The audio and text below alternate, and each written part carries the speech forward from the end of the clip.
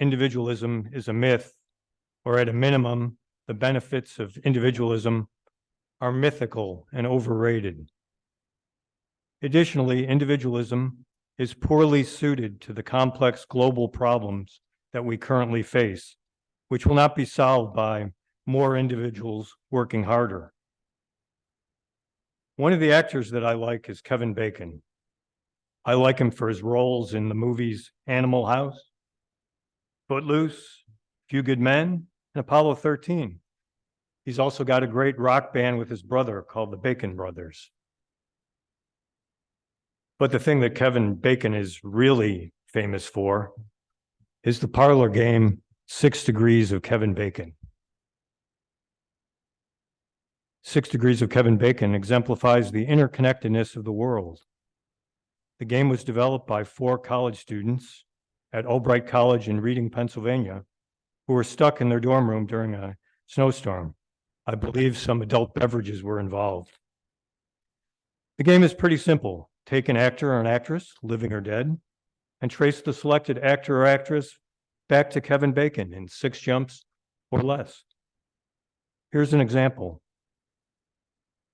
Janelle Monáe was in Hidden Figures with Kevin Costner, who was in JFK with Kevin Bacon. That's just 2 degrees of separation. The game works with dead actors too. Let's pick Jimmy Stewart. Jimmy Stewart appeared in Hollywood in Uniform with Eddie Albert, who was in The Big Picture with Kevin Bacon. Again, 2 degrees of separation. This game highlights how interrelated our lives are, and as Walt Disney said, it's a small world after all. Now it's time to energize the time machine and travel back to the early 1800s in New England. Ralph Waldo Emerson was born in 1803 in Boston, Massachusetts. His education included Harvard College and the Harvard Divinity School. From 1829 until 1831, he served as a Unitarian minister. A crisis of faith caused him to resign from ministry. Emerson was also a poet, philosopher, and essayist. He also was a leader in the literary and philosophical movement called American Transcendentalism. Transcendentalism began about 1836 in New England. Transcendentalists believed that each person could transcend or move beyond the physical world related to the senses into a stronger spiritual existence, free will and intuition. In this philosophy, the connections to God were provided by looking into your own soul and feeling your links to nature. The group not only included Emerson, but Henry David Thoreau, Margaret Fuller, Theodore Parker, and dozens of young Unitarian ministers. The Transcendentalists' greatest contribution was strong and early opposition to slavery. Transcendentalism is based upon a theology of self-culture. Self is defined as a religious term meaning soul. The word culture does not relate to the social science term, but instead conjures up gardening terms like germination, which link back to nature and the spirit. In 1841, Emerson published his essay on self-reliance. Today, we define self-reliance as individualism. Self-reliance is meant to be an inner reliance on our own divinity rather than reliance on God. Emerson valued personal will and people with integrity. He saw personal opinion as the most important than the opinion of others. Individualism praised human will and intuition. For Emerson, the individual should obey and trust only him or herself. The nonconformist is Emerson's ideal person. He views community and society negatively as merely limiting individual will. Emerson was not advocating a self-centered way of life. Instead, he believed that to understand God in the self was to diminish the self and enlarge one's responsibility for moral action. One could only arrive at the voice of God by patient listening to your own conscience. Emerson followed his conscience by speaking out against the unjust treatment of Native Americans. In a 1938 letter to President Martin Van Buren, he expressed strong opposition to a government plan to remove the Cherokee Nation from Georgia. Another book authored by Emerson is titled American Slavery, and it summarizes his case against slavery in general and the Fugitive Slave Act in particular. Individualism needs to be evaluated in the terms of all of UU's 7 principles. The first principle, the inherent worth and dignity of every person, requires us to engage individualists and hear them out. Our 7 principles direct us to seek common ground with individualists on things that we mutually agree on. Similarly, we are empowered by the principles to seek mutually beneficial compromises with individualists. Additional analysis suggests that individualism conflicts with UU's 7th principle. This principle provides for respect of the independent web of all existence. The problem with individualism is that it focuses on the individual and ignores community and interdependency. Wendell Berry, in his essay, Rugged Individualism, writes the tragic version of rugged individualism is in the presumptive right of individuals to do as they please, as if there was no God, no legitimate government, no community, no neighbors, and no posterity. This is most frequently understood as the right to do whatever one pleases with one's property. Rugged individualism of this kind is costly in lost topsoil, destroyed forests, increased toxicity, and lost species. Absolute property rights are also destructive because they confiscate the rights of the public and the entire community to the atmosphere, water cycle, wilderness, ecosystems, and the possibility of life. This issue is made worse since large corporations are now legally recognized as persons by the U.S. Supreme Court in the Citizens United case. Corporations, as rugged individualists, impose their right to do whatever they please with their property. The great wealth and influence of corporate persons creates a situation where our government leaders become the advocates and defenders of corporate interests. Even more troubling is the trend that more of the nation's wealth is flowing to a very small number of super rich people. Every man for himself is a doctrine for a feeding frenzy or for panic in a burning building, appropriate for sharks or hogs or maybe a cascade of lemmings. However, a society seeking to endure must speak the language of caretaking, faith-keeping, kindness, neighborliness, and peace. That language is another precious resource that cannot be privatized. The American response to COVID-19 pandemic illustrates the failure of individualism. The country's individualistic culture is a substantial deterrent to responding to the pandemic. Megan O'Rourke, in the March 12, 2020 issue of the Atlantic Monthly, discusses the damaging idea of American self-reliance.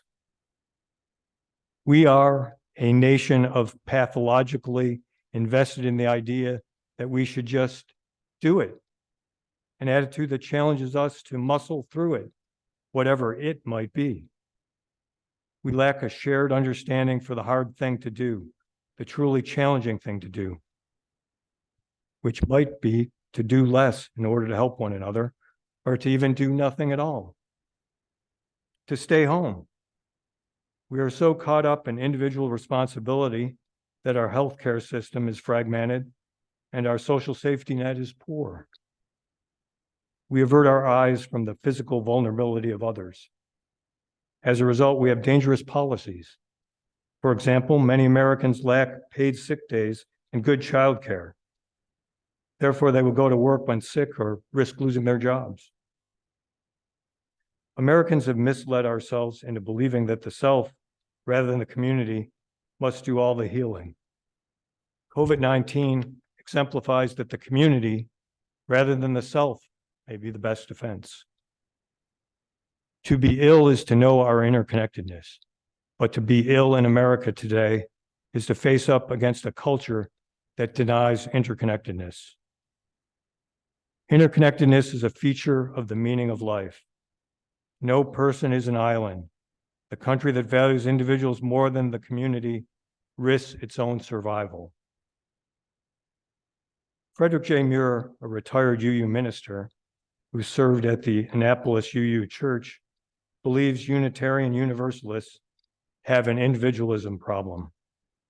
He states, "We are held back and stymied, really held captive by a persistent, pervasive, disturbing, and disruptive commitment to individualism that misguides our ability to engage the changing times." Although both UU and American history are rooted in individualism, there is no future in individualism. It has no future because individualism fails to encourage people to work and live together, nor does it promote our common aspirations and beloved principles. Muir says we cannot simultaneously embrace covenant and individualism. As UUs, we pledge trust in and support of community and each other. History illustrates that individualism is a myth. In the Old Testament, when Moses led the Israelites out of Egypt, he was not alone. When Dr. Martin Luther King Jr. had a dream, it was his dream, and he didn't think he would get to the promised land in his lifetime, but he was not alone. When Neil Armstrong made that giant leap for humankind, he was not alone. And Heartland, you are not alone either. If you have had any success in life, it is not due solely to you. We all stand on the shoulders of our ancestors and earlier generations. We all benefited from the land of Native Americans, the unpaid work of slaves, and the sweat of immigrants. Our public educations came from dedicated teachers and taxpayers. I bought my first car when I was 25 years old. Before that, I relied on my bike and the buses and rapid transits of the Greater Cleveland Regional Transit Authority. I needed a car for a new job, but I didn't have much of a credit history. So I bought a new Plymouth Horizon, a car which, at that time, Chrysler CEO Lee Iacocca hoped would save Chrysler and the American auto industry. The only way that I could buy that car was through an auto loan from the St. Rose of Lima Federal Credit Union. A credit union works like a cooperative or collective in that it is designed to benefit its members. To join the credit union, you had to be a member of the St. Rose of Lima Church.